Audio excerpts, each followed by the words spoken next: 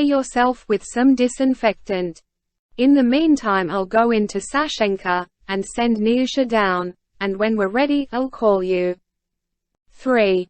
The most important thing for him in Moscow was his little boy. He had been mobilized almost as soon as Sashenka was born. He hardly knew him. One day, while Tonia was still in hospital, he went to see her. He was already in uniform and was about to leave Moscow. He arrived at the baby feeding time and was not allowed in. He sat down in the waiting room.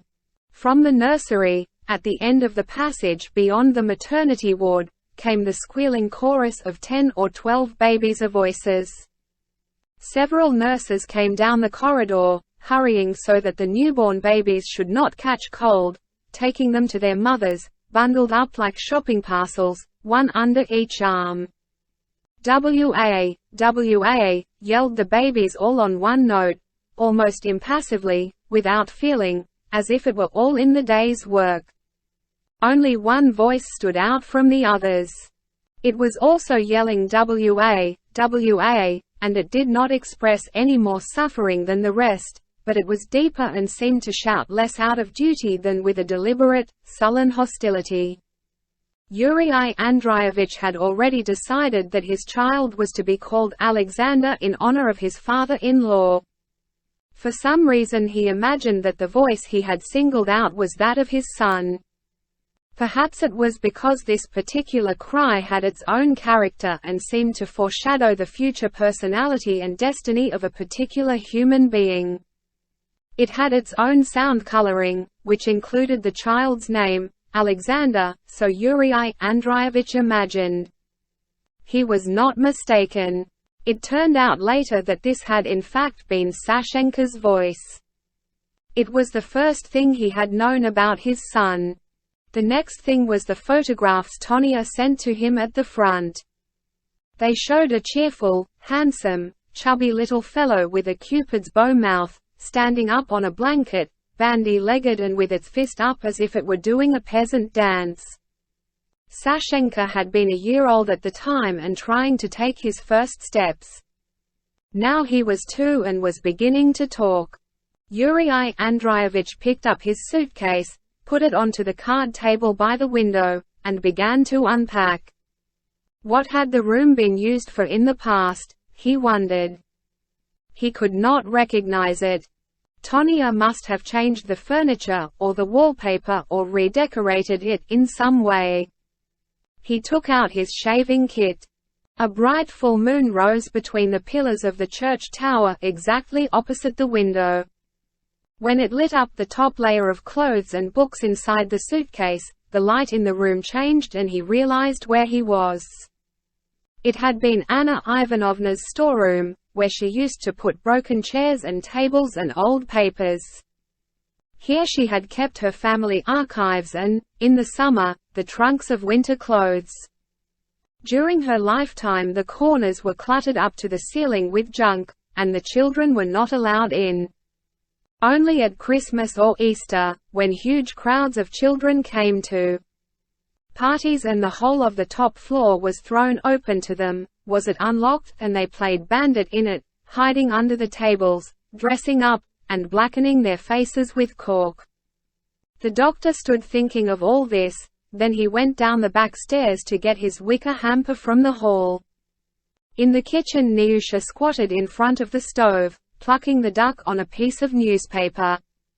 When he came in carrying his hamper she jumped up with a shy, graceful movement, blushing crimson, shook the feathers from her apron, and, after greeting him respectfully, offered to help him. He thanked her, saying he could manage, and went up. His wife called him from a couple of rooms farther on. "You can come in now, Yurii." He went into the room, which was Tonia's and his old classroom. The boy in the crib was not nearly so handsome as in his photograph. But he was the exact image of Yurii Andreevich's mother, Maria Nikolaevna Zhivago, a more striking likeness than any of her portraits. "Here's Daddy, here's your daddy, wave your hand like a good boy," Antonina Alexandrovna was saying. She lowered the net of the crib to make it easier for the father to kiss the boy and pick him up. Sashenka, though doubtless frightened and repelled, let the unshaven stranger get quite close and bend over him. Then he jerked himself upright, clutching the front of his mother's dress with one hand, and angrily swung the other arm and slapped him in the face. Terrified by his own daring, he then threw himself into his mother's arms and burst into bitter tears. "No, no," Tonia scolded him. "You mustn't do that, Sashenka. What will Daddy think? He'll think Sasha is a bad boy. Now, show how you can kiss Daddy. Don't cry, silly, it's all right. Let him be, Tonia," the doctor said. "Don't bother him, and don't upset yourself. I know the kind of nonsense you are thinking, that it's not accidental, it's a bad sign, but that's all rubbish. It's only natural. The boy has never seen me. Tomorrow he'll have a good look at me and we'll become inseparable." Yet he went out of the room depressed and with a feeling of foreboding. For within the next few days he realized how alone he was. He did not blame anyone. He had merely got what he had asked for. His friends had become strangely dim and colorless. Not one of them had preserved his own outlook, his own world. They had been much more vivid in his memory. He must have overestimated them in the past. Under the old order, which enabled those whose lives were secure to play the fools and eccentrics at the expense of the others while the majority led a wretched existence. It had been only too easy to mistake the foolishness and idleness of a privileged minority for genuine character and originality. But the moment the lower classes had risen, and the privileges of those on top had been abolished, how quickly had those people faded, how unregretfully had they renounced independent ideas. Apparently no one had ever had such ideas. The only people to whom Yurii Andreevich now felt close were his wife, her father, and 2 or 3 of his colleagues, modest rank and file workers, who did not indulge in grandiloquent phrases.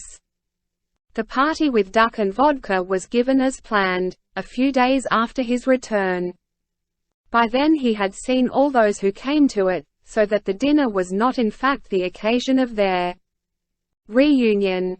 The large duck was an unheard-of luxury in those already hungry days, but there was no bread with it, and because of this its splendor was somehow pointless. It even got on one's nerves. The alcohol, a favorite black market currency, had been brought by Gordon in a medicine bottle with a glass stopper. Antonina Alexandrovna never let go of the bottle, and now and then diluted a small portion of the alcohol with more or less water, according to her inspiration. It was discovered that it is easier to hold a number of consistently strong drinks than ones of varying strength. This, too, was annoying. But the saddest thing of all was that their party was a kind of betrayal. You could not imagine anyone in the houses across the street eating or drinking in the same way at the same time. Beyond the windows lay silent, dark, hungry Moscow. Its shops were empty, and as for game and vodka, people had even forgotten to think about such things. And so it turned out that only a life similar to the life of those around us, merging with it without a ripple, is genuine life, and that an unshared happiness is not happiness, so that duck and vodka, when they seem to be the only ones in town, are not even duck and vodka. And this was most vexing of all. The guests too inspired unhappy reflections. Gordon had been all right in the days when he was given to gloomy thoughts and expressed them sullenly and clumsily. He was Zhivago's best friend, and in the gymnasium many people had liked him. But now he had decided to give himself a new personality, and the results of his efforts were unfortunate. He played the merry fellow, he was jovial, cracked jokes, and often exclaimed, "What fun!" and "How amusing!" expressions that did not belong to his vocabulary, for Gordon had never looked upon life as an entertainment. While they were waiting for Dudarov, he told the story of Dudarov's marriage, which he thought was comical, and which was circulating among his friends. Yurii Andreevich had not yet heard it. It turned out that Dudarov had been married for about a year and then divorced his wife. The improbable gist of this story consisted in the following. Dudarov had been drafted into the army by mistake. While he was serving and his case was being investigated, he was constantly punished for absent-mindedly forgetting to salute officers in the street. For a long time after his discharge he would raise his arm impulsively whenever an officer came in sight, and often he imagined epaulets where there were none.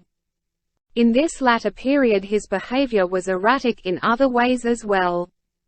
At one point, so the rumor went, while waiting for a steamer at a Volga port, he made the acquaintance of two young women, sisters, who were waiting for the same steamer. Confused by the presence of a large number of army men and the memories of his misadventures as a soldier, he fell in love with the younger sister, and proposed to her on the spot. "Amusing, isn't it?" Gordon said. But he had to interrupt his story when its hero was heard at the door. Dudarov entered the room. Like Gordon, he had become the opposite of what he had been. He had always been flippant and featherbrained. Now he was a serious scholar. As a schoolboy he had been expelled for helping political prisoners escape. He had then tried several art schools, but in the end had become a student of the humanities. During the war he graduated from the university a few years behind his schoolmates. Now he held two chairs, those of Russian history and of general history. He was even the author of two books, one on the land policies of Ivan the Terrible, the other a study of St. Just. Here at the party he spoke amiably about everyone and everything. In a voice that was muffled as though by a cold, staring dreamily at a certain fixed point in the distance like a man delivering a lecture. Toward the end of the evening, when Shura Schlesinger burst in and added to the general noise and excitement, Dudarov, who had been Zhivago's childhood friend, asked him several times, addressing him with the formal you rather than the usual thou, whether he had read Mayakovsky's War and the World and Flute Spine. Missing Yurii Andreevich's reply in all the noise, he asked him again a little later. "Have you read Flute Spine and Man?" "I told you, Innocenti. It's not my fault that you don't listen." "Well, all right, I'll say it again. I've always liked Mayakovsky. He is a sort of continuation of Dostoevsky. Or rather, he's a Dostoevsky character writing lyrical poems, one of his young rebels, the raw youth or Hippolyta or Raskolnikov. What an all-devouring poetic energy! And his way of saying a thing once and for all, uncompromisingly, straight from the shoulder. And above all, with what daring he flings all this in the face of society and beyond, into space. But the main attraction of the evening was, of course, Uncle Kolya. Antonina Alexandrovna had been mistaken in thinking that he was out of town. He had come back the day of his nephew's return. They had met a couple of times already and had got over their initial exclamations and had talked and laughed together to their heart's content. The first time had been on a dull, grey night with a drizzle, fine as watery dust. Yurii Andreevich went to see him at his hotel. The hotels were already refusing to take people in except at the recommendation of the town authorities, but Nikolai Nikolaevich was well known and had kept some of his old connections. The hotel looked like a lunatic asylum abandoned by its staff. The stairways and corridors empty, everything in a state of chaos. Through the large window of his unswept room the huge square of those mad days looked in, deserted and frightening, more like a square in a nightmare than the one plainly to be seen in front of the hotel. For Yurii Andreevich, the encounter was a tremendous, unforgettable event. He was seeing the idol of his childhood, the teacher who had dominated his mind as a boy. His grey hair was becoming to him, and his loose foreign suit fitted him well. He was very young and handsome for his years. Admittedly, he was overshadowed by the grandeur of the events. Seen beside them, he lost in stature. But it never occurred to Yurii Andreevich to measure him by such a yardstick. He was surprised at Nikolai Nikolaevich's calm, at his light and detached tone in speaking of politics. He was more self-possessed than most Russians could be at that time.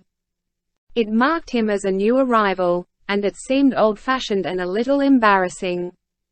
But it was something very different from politics that filled those first few hours of their reunion. That made them laugh and cry and throw their arms around each other's necks, and punctuated their first feverish conversation with frequent moments of silence.